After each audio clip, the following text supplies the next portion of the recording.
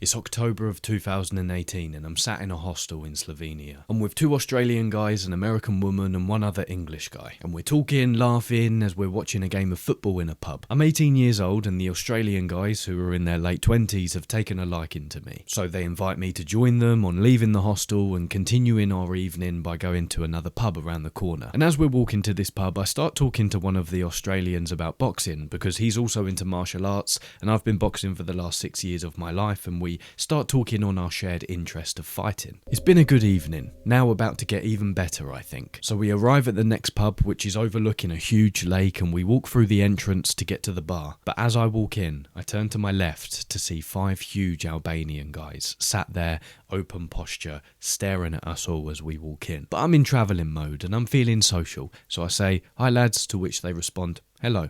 And that was that. The night goes on with drinks upon drinks being ordered and everyone is getting more drunk with each passing minute. The pub is almost empty, apart from our group of people from the hostel and the Albanian guys sat still by the entrance. But suddenly a strange guy who's tagged along with us from the hostel starts hitting on the Australian's girlfriend, which shocks us all into laughter as we can quickly tell that he's a creep and she's clearly not into it. But seeing that this could be a problem if we let it continue, us lads gather around and discuss how best to deal with this situation. My instant 18-year-old thought in order to impress these older men was, "I'll go up to him and confront him, I can take him." To which the Australian girlfriend turns around to me and gasps as if to instantly say, "No way in hell will there be a fight tonight." So I play my comment off as a joke. Anyway, the situation was solved after a few minutes as we all saw the funny side to it. But then another problem arises. The other English guy is steaming drunk and he's getting boisterous. He's loud, noisy, and he's really clumsy when he's touching people. So an hour later, at around 11 p.m, we all decide to call it a night and start heading back to the hostel. The Australians walk out of the pub before me, about 10 metres in front, and I walk past the Albanians who are sat in the same position as they was when we walked in,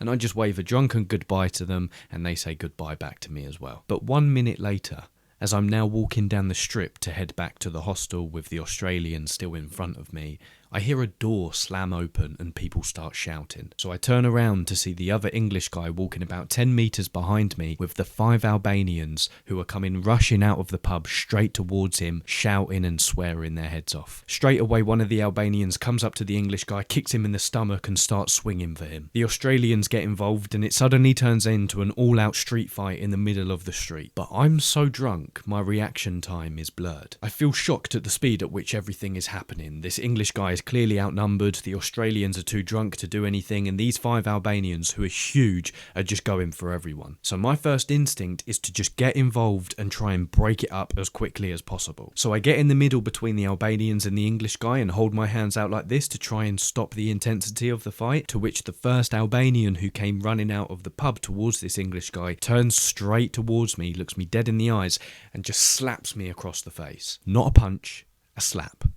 I was shocked into paralysis. I felt like a kid who's just been disciplined by his dad. As a million thoughts rush through my mind and time seems to morph into slow motion, I think about whether to engage with these Albanians in a clearly losing battle or to just leave it. But luckily for me, this Albanian has now set his sights on the other English guy again because he sees that I'm clearly not going to engage back with him. So after a few minutes, after everyone else has taken a beating, I gather everyone up and get us straight back to the hostel. And as soon as we get back into the hostel, everyone goes their separate ways into their rooms as if we all understand we need some time to dissect what's just happened. And I pass out straight away onto my bed and fall asleep instantly. The next day I wake up feeling fragile. Not because of the alcohol, but because of the embarrassment of being drunk and not defending myself. So I spend the whole morning alone walking around the huge lake dissecting what happened the night before, and as I get my journal out to articulate some of the things that I'm thinking, I reflect on my boisterousness and willingness to confront the creepy guy who was hitting on the Australian's girlfriend,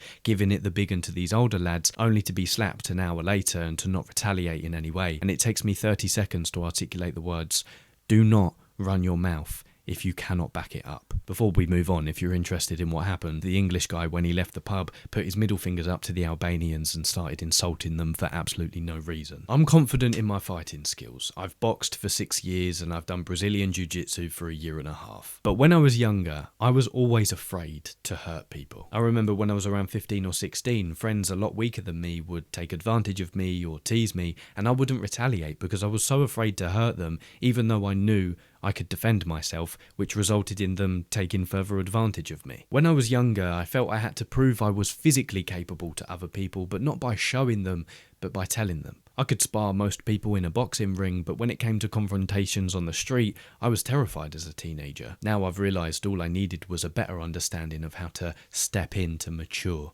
warrior energy.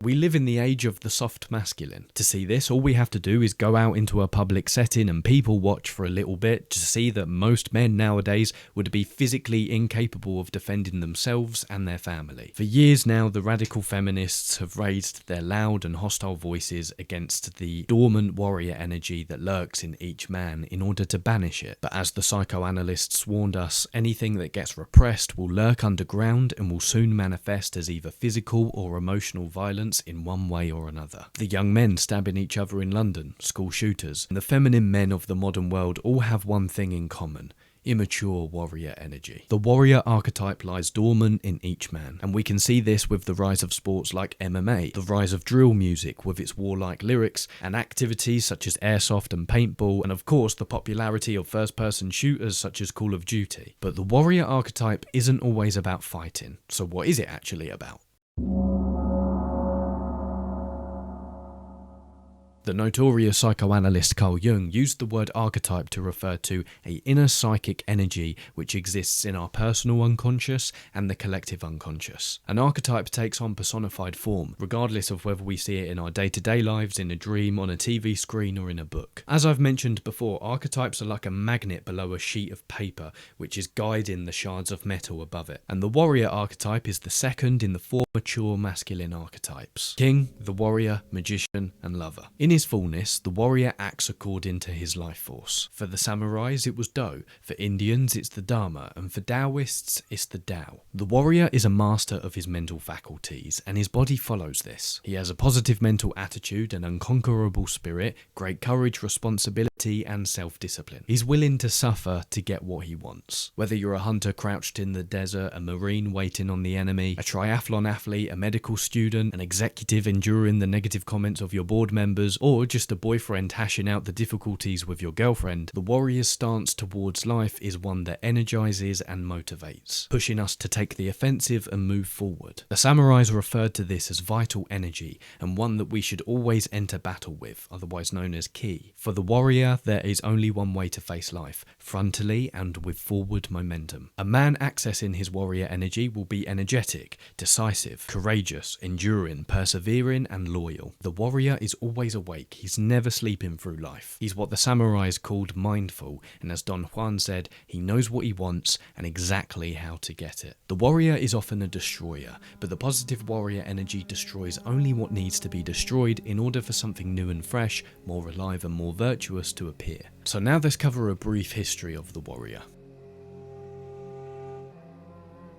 For centuries, the Egyptians were peaceful and gentle people. They lived safe in the Nile Valley, surrounded by desert and the Mediterranean Sea to the north. They believed in the harmony of all things, which was governed by the life force Ma'at, until 1800 BCE, when a Semitic tribe called the Hyksos invaded their peaceful settlement through the Nile Delta. This tribe overpowered the Egyptians with their advanced warfare and chariots. The Egyptians were pushovers, and the Hyksos ruled them with an iron hand, until the 6th century BCE, when the Egyptians decided to fight back. The pharaohs Thutmose III and Ramses II united their nation in their king and warrior energy to conquer the Hyksos and reclaim their motherland. Not only did they reclaim their homeland, but they actually continued north, conquering much of Palestine and what we know as modern Asia. And without them having gathered their nation into this forward momentum, we likely wouldn't have such fundamental religious ideas like we do today, such as life beyond death and a paradise beyond the grave where souls are judged. In other cultures, the biblical Hebrews were a warrior people, followers of a warrior god named Yahweh under the warrior king David. The samurais were loyal men who built Japan and are now conquering the world in their business suits. But most importantly, and as seen in these examples,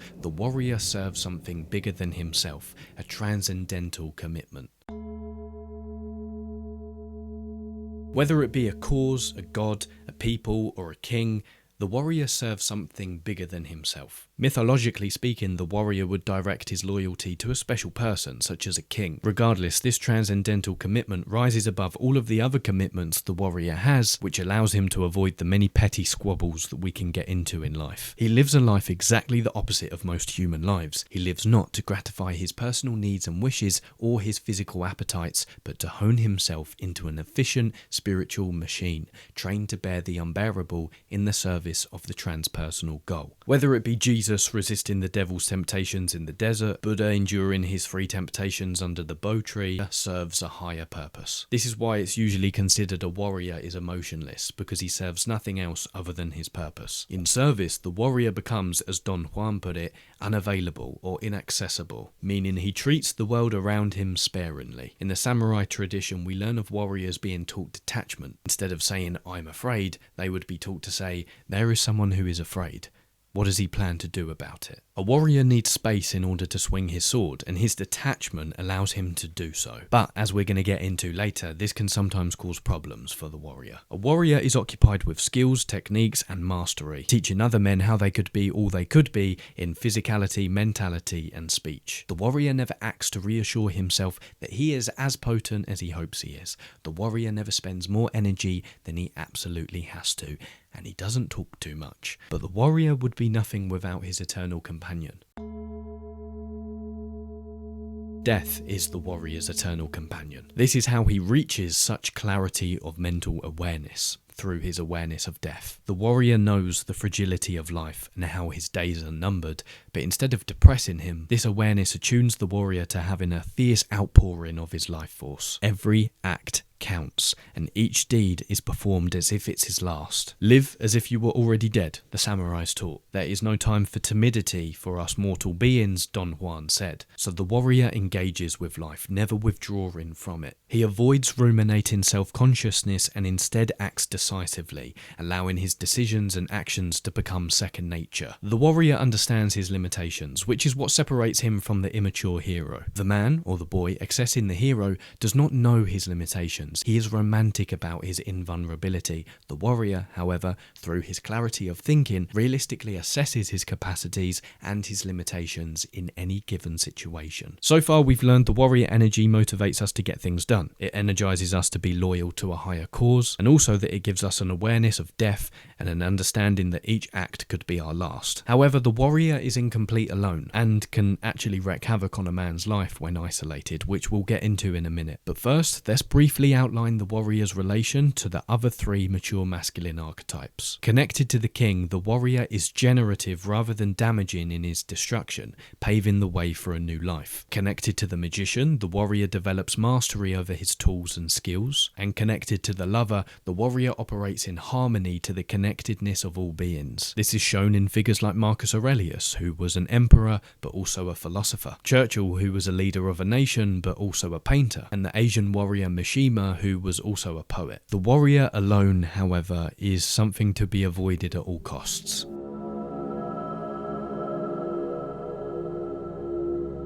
I've mentioned a concept before in previous videos in the context of balancing discipline and playfulness. Essentially, when men drift from playfulness and love and just operate from a disciplined mindset, they get themselves into something I've termed trench fever, a malaise of the mind which makes everything heavy and dull and emotionless. Archetypally, this is what's known as the shadow warrior. The 2 poles of the shadow warrior are the sadist and the masochist. When we only channel our warrior energy, we become too detached, emotionless, and cold-hearted. Imagine the compulsive workaholic. Compulsive personalities are workaholics, constantly with their noses to the grindstone. They have a tremendous capacity to endure pain, and they often manage to get an enormous amount of work done. But what is driving their non-stop engines is deep anxiety, the hero's desperation. They have a very slim grasp on a sense of their own worthwhileness. They don't know what it is they really want, what they are missing and would like to have. They spend their lives attacking everything and everyone, their jobs, the life tasks before them, themselves and others. In the process, they are eaten alive by the sadistic warrior and soon reach burnout. The shadow warrior carries with him into adulthood the adolescent insecurity insecurity, emotional volatility, and desperation of the immature hero to break free from the overwhelming power of the feminine. For example, a man possessed by the Shadow Warrior may turn his family into a Marine Corps, treating his daughters and sons with an iron fist and stern discipline rather than love and fatherly support. Romantically, the warrior alone just sees women as a means to an end, hence the prevalence of prostitutes around army camps and rape after war. Often the wife or girlfriend of the warrior is always competing for his attention over his true love, his purpose. Lastly, the psychological tendency to always want to succeed in whatever you're doing is an indicator that you're in the grips of the Shadow Warrior. Any profession that puts a great deal of pressure on a person to perform at his best all the time leaves us vulnerable to the shadow system of the warrior. If we are not secure enough in our inner structure, we will rely on our performance in the outer world to bolster our self-confidence. And because the need for this bolstering is so great, our behaviour will gravitate toward the compulsive. The man who becomes obsessed with succeeding has already failed. He is desperately trying to repress the masochist within him, yet he is already displaying masochistic and self-punishing behaviours. In essence, a lack of mature warrior energy will turn a man into a sadist or a wimp. For example, the salesman who is paralysed in his seat staring at his new outreach territory, the student who doesn't study, or the dreamer who's always fantasising about a brighter future but is doing nothing in order to bring that future into fruition. So, in order to avoid succumbing to the slippery slope of the Shadow Warrior, let's summarise what we've covered and outline some protocols you can use right away to access your mature warrior energy. In summary, we live in the age of the soft masculine, but the warrior archetype lies dormant in each man. A man accessing his mature warrior energy will be courageous, bold, energetic, motivated, and willing to suffer to get what he wants. The warrior is loyal to a transpersonal commitment, purpose. The warrior's perspectives are sharpened by his awareness of death. Connected to the king, the warrior is generative in his destruction. Connected to the magician, the warrior becomes a master of his tools and skills. Connected to the lover, the warrior acts in harmony with all beings. The two shadow poles of the warrior are the sadist and the masochist. To access the warrior, first introspect on not if you're possessed by the warrior, but how. Number 2. Join a martial arts club and go once a week, giving you the opportunity to hone the skills of combat and self-defense, giving you the much-needed self-confidence to know that if something kicked off in day-to-day life, you would be able to defend yourself and those that you love. 3. Work rigorously to outline your purpose and your mission statement for life, a higher cause you can serve, and do not stop until you've found it. 4. Meditate on death 3 times a day, breakfast, lunch, and dinner. 5. Do one thing a day which makes you hesitate. 6. Utilize the skill of active imagination. Sit comfortably and call the warrior archetype up to your imagination and allow your mind to wander in whatever direction it will, centering on the appearance and the energy that the image of the warrior archetype provides you.